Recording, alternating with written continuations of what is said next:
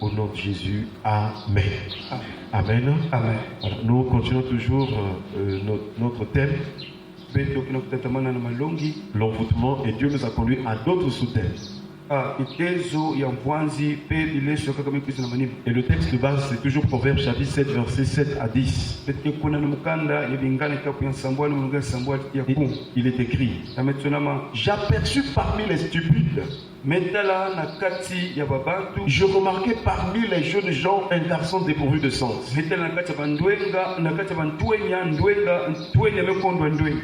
Il passait dans la rue près de l'angle où se tenait une de ces étrangères. Et il se dirigeait lentement du côté de sa demeure. C'était au crépuscule, pendant la soirée, au milieu de la nuit et dans l'obscurité. Et voici, il fut abordé par une femme ayant la mise d'une prostituée et la ruse dans le cœur. Et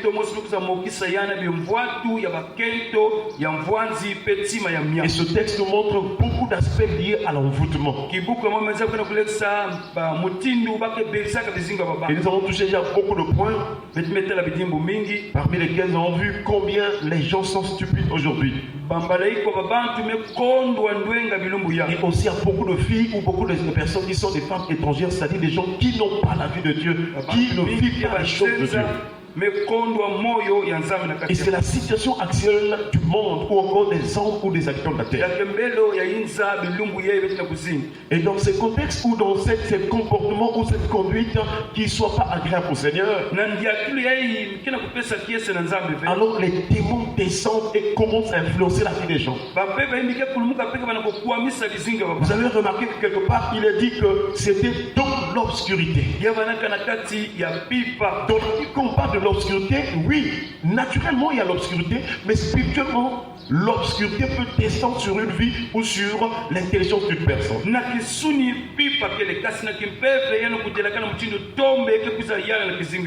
là où il y a l'envoûtement, parmi les caractéristiques des gens qui sont envoûtés, c'est qu'ils ont la vanité dans leur pensée. Et c'est ce que Paul est en train de nous dire dans Ephésiens chapitre 4, verset 17 à 19. Il dit: voici donc ce que je dis et ce que je déclare dans le Seigneur. Vous ne devez plus marcher comme les païens, qui marchent selon la vanité de leurs pensées. Ils ont l'intelligence obscurcie. Est-ce qu'on parle avec le Seigneur? Chers frères et sœurs, Paul, en parlant cela, il avait la révélation. Et la révélation lui faisait voir des choses qu'on ne peut pas voir dans les yeux physiques. Dieu lui montrait que donc, dans l'intelligence des païens, il y a l'obscurité des ténèbres. C'est pourquoi dans l'Ancien Testament, Dieu interdisait Israël de suivre les coutumes des païens. Parce qu'à cause de l'idolâtrie, à cause des consultations que les nations faisaient sur des esprits de l'astrologie, de la divination, alors l'obscurité entrait dans l'intelligence ou dans la conscience de tous ceux qui faisaient ces cultes étrangers.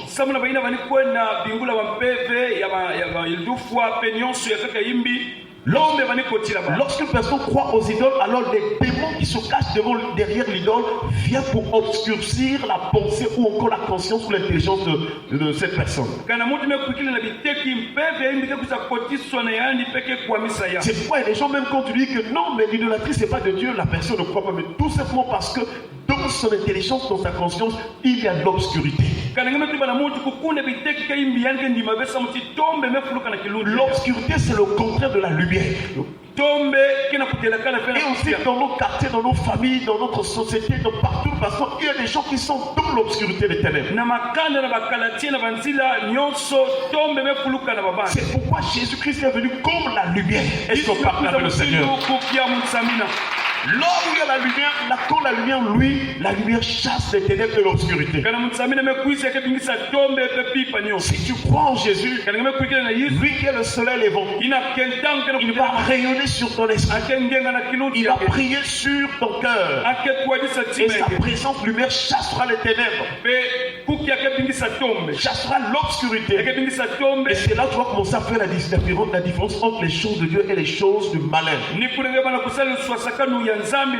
y a des gens quand tu leur dis que mais la boisson ce n'est pas pour les boissons éliminantes. C'est pas une bonne chose. Mais tu vas te détruire. La personne rit même. Parce que l'obscurité des ténèbres lui empêche de comprendre la vérité que tu es en train de dire. Et donc l'obscurité des ténèbres facilite la vie de péché ou maintient les gens dans la servitude du péché. Nous prions que le Seigneur te touche ce matin. Car la parole de Dieu est la lumière. La parole de Dieu est une puissance qui libère toute personne qui était dans la servitude du péché. Nous prions que cette année que le Seigneur te délivre, qu'il te libère de l'obscurité des ténèbres dans ton esprit. Que ton esprit soit délivré des œuvres des ténèbres au nom de Jésus. Chers frères et sœurs, quels sont les effets de l'obscurité? Qu'est-ce que l'obscurité des ténèbres peut faire qu'est-ce que ça peut emmener dans la vie d'une personne? Nous devons savoir que ici on parle de l'obscurité des ténèbres sur le plan spirituel. C'est comme une couverture, c'est comme un vêtement, c'est comme un voile qui vient pour couvrir et bloquer l'intelligence et la vie d'une personne. Extérieurement ou dans les apparences, la personne peut être belle, la personne peut avoir vraiment des bons habits et tout. Mais s'il y a l'obscurité, ça ne marchera pas. Quels sont donc les effets? Nous devons savoir en premier que l'obscurité des ténèbres est une malédiction. Est-ce qu'on parle avec le Seigneur? Voilà pourquoi dans les familles, dans les quartiers où il y a de l'obscurité spirituellement, les gens n'évoluent pas, les gens n'avancent pas.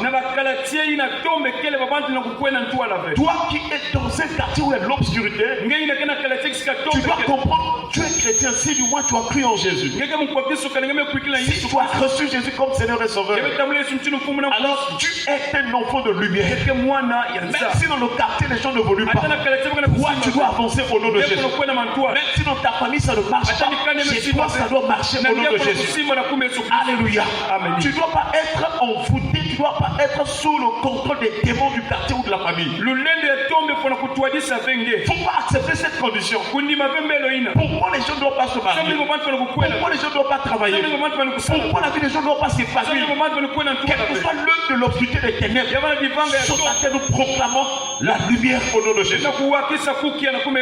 Alléluia. Amen. Lorsque la terre était informe et vive, et le Seigneur dit que la lumière soit la lumière. Est-ce qu'on parle avec le Seigneur?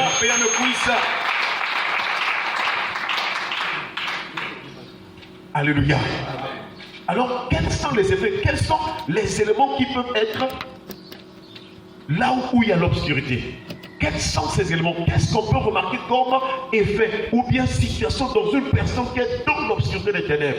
Et donc nous voyons parmi les effets, nous sommes dans Deutéronome chapitre 28 à partir du verset 29. Ce texte nous parle de la malédiction qui est sur une personne. Et cette malédiction est caractérisée par l'œuvre de l'obscurité des ténèbres. Deutéronome chapitre 28 verset 29, il est écrit: et tu tâtonneras en plein midi comme l'aveugle dans l'obscurité. Est-ce qu'on parle avec le Seigneur? Le signe qu'une personne est dans l'obscurité, le signe qu'une personne, qu'on a placé une personne, sa vie dans l'obscurité,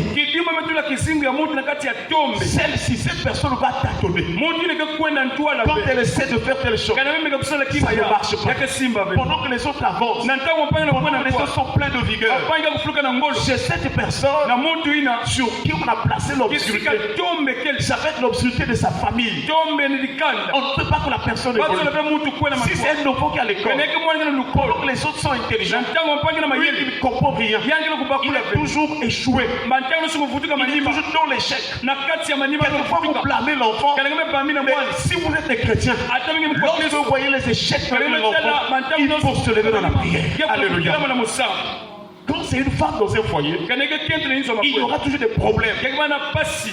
Tâtonnement sur tâtonnement. Et c'est comme un aveugle. Tout le temps de sa vie, il est en train de se chercher la voie pour aller. L'obscurité des ténèbres.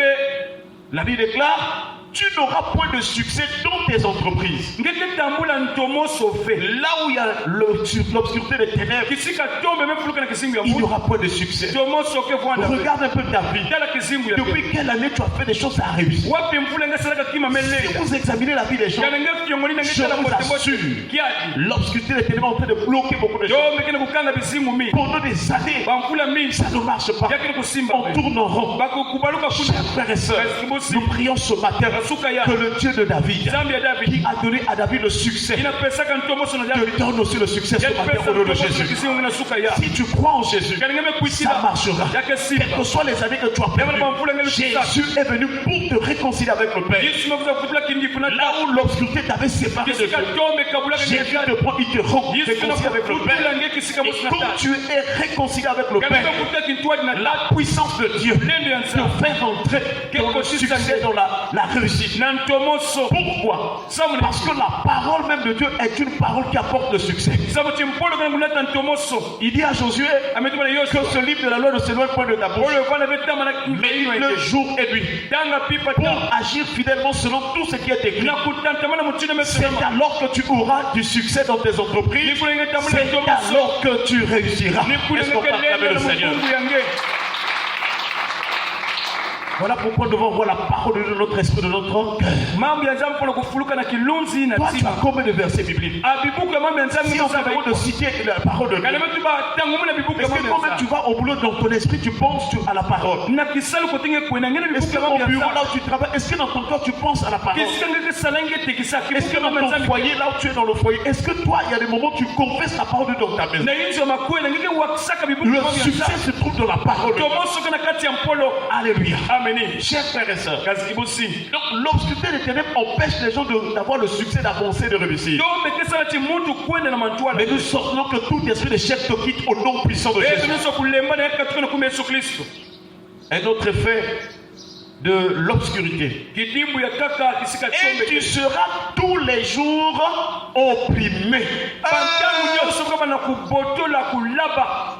Opprimé, ça dit que les Kouaroussou, les souffrances, c'est-à-dire que toi, qu'on tape tous les mauvais rêves, ça ne termine pas. Souffrance sur souffrance, difficulté sur difficulté, toujours sous l'oppression, toujours troublé, toujours une vie de frayeur et de peur. Alléluia. Je ne sais pas si tu remarques cela dans ta vie. Même quand tu te remets le matin, tu ne sais pas comment ça va se passer. Mais nous prions ce matin que le Seigneur te donne l'espérance au nom de Jésus. Car le Dieu qui t'a donné la vie ce matin, il sait pourquoi il a permis que tu sois compté parmi les vivants. Il connaît quelles sont les promesses qui sont liées à ta vie. Est-ce qu'on peut acclamer le Seigneur?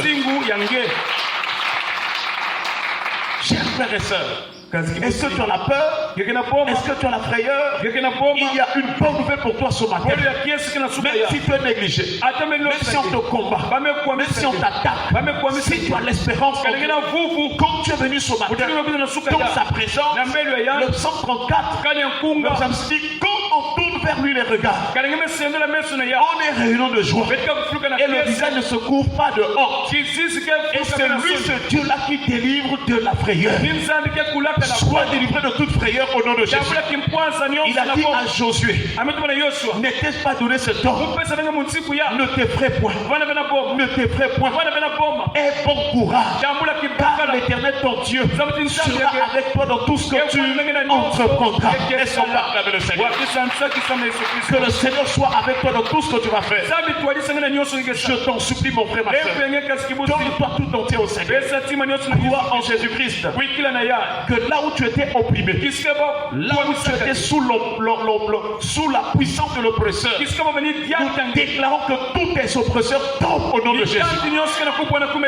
Toute personne qui venait pour malmener, faire souffrir ta vie de nuit comme de jour. Tout esprit qui venait pour vraiment te faire souffrir.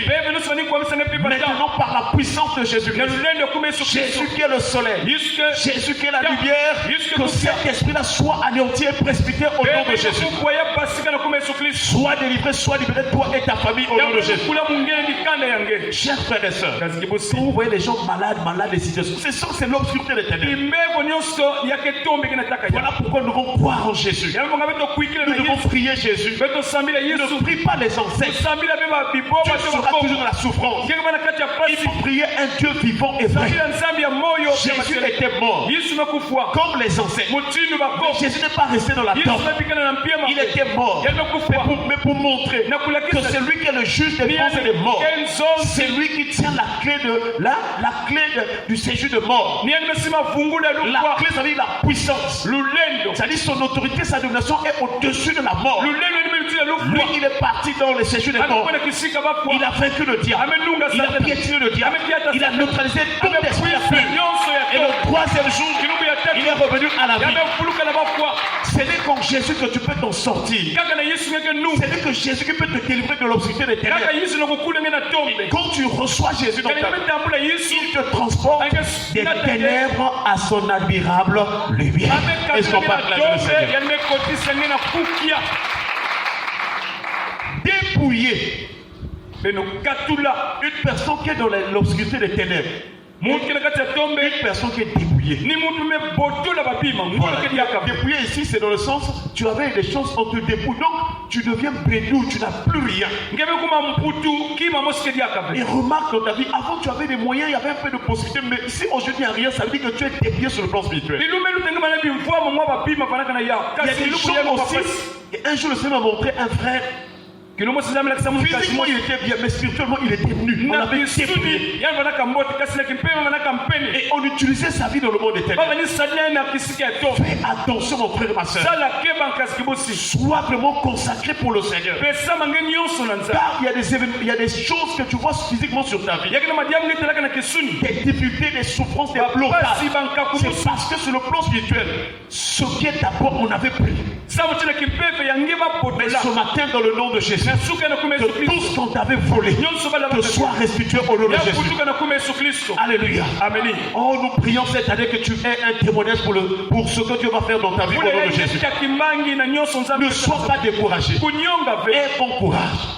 Sois toujours debout de la prière. Continue à prier Dieu. Continue à espérer. En exposant tes problèmes, tes situations. Car Jésus était venu pour délivrer les opprimés. Les opprimés, c'est aussi les personnes qui sont dans les prisons. Jésus est entré jusque dans les régions inférieures. Quels que soient les types de prisons spirituelles, si tu crois en Jésus, si tu crois aux promesses, si tu crois en la parole, si tu crois qu'il est vivant, si tu crois qu'il est ressuscité, chers frères et sœurs, il te retire des prisons, dans les eaux, dans les forêts, dans les ravins, quel que soit le lieu où ta vie était bloquée dans les prisons. Jésus est là pour t'en sortir. Alléluia. Et quand toi tu sors des prisons, la puissance de tes prières va aussi délivrer ta famille. Il a dit crois au Seigneur Jésus-Christ et tu seras sauvé toi et ta famille. Est-ce qu'on va acclamer le Seigneur? Et il n'y aura personne pour venir à ton secours. Oh! Lorsque tu remarques dans ta vie que tu as un problème, les gens t'abandonnent, les gens te négligent, les gens ne te viennent pas en aide, sache qu'il y a l'obscurité des ténèbres. Alléluia. Mais gloire soit rendue à Dieu. Jésus est allé à la croix pour résoudre cette situation. Même quand les gens vont t'abandonner, lui, il ne t'abandonnera pas. Alléluia. Je ne sais pas ta situation, ta condition ce matin? À quel niveau se trouve l'obscurité des ténèbres? Chers frères et sœurs, ce soir, nous déclarons dans le nom de Jésus que l'obscurité des ténèbres reparte, soit renvoyée chez ceux qui te mettaient dans cette condition de difficile. Un jour, l'apôtre Paul, il est allé prêcher et il prêchait à une autorité. Dans Actes chapitre 13, cette autorité s'appelle le proconsul. Et quand Paul prêchait, il y avait un homme qui était à côté. C'est lui qui envoûtait l'autorité. Cet homme-là s'appelait Bar Jésus. Elimas le magicien. Il avait le pouvoir mystique. Et il envoûtait l'autorité. Et pendant que Paul parlait, Dieu a ouvert les yeux à Paul. Il a compris qu'il y a quelque chose qui envoûtait. Et ça empêchait l'autorité. Vraiment, l'autorité avait besoin de la parole de lui. Mais pour qu'il donne son cœur à Jésus, il hésitait. Quelquefois, il était incrédule. Parmi les gens qui étaient autour de cette autorité-là, il y avait des personnes qui l'envoûtaient pour qu'ils ne croient pas à la bonne nouvelle. Et quand Paul a remarqué, Paul a déclaré une parole pour que l'obscurité des ténèbres frappe ce magicien-là au nom de Jésus. Et dans au verset 11 de Actes chapitre 13, il est écrit, mais voici, la main du Seigneur est sur toi. C'est-à-dire le jugement de Dieu. Tu seras aveugle. Et pour un temps, tu ne verras pas le soleil. Aussitôt, l'obscurité des ténèbres, l'obscurité et les ténèbres tombèrent sur lui. Et il cherchait en tâtonnant des personnes pour le guider. Ça, c'est vraiment un jugement. Chers frères et sœurs, lorsque tu pries, il faut renvoyer, il faut enlever tout ce qu'on a placé sur toi. Il faut renvoyer cela afin que tu sois libre. Alléluia. Que ce matin, l'obscurité des ténèbres quitte ta vie, quitte ton travail, quitte ta santé, quitte tes relations, quitte ton mariage, quitte tes projets. Au nom de Jésus, est-ce qu'on peut se lever dans la prière? Tu vas remercier le Seigneur pour sa parole. Et les bonnes voix, prions le Seigneur au nom de Jésus.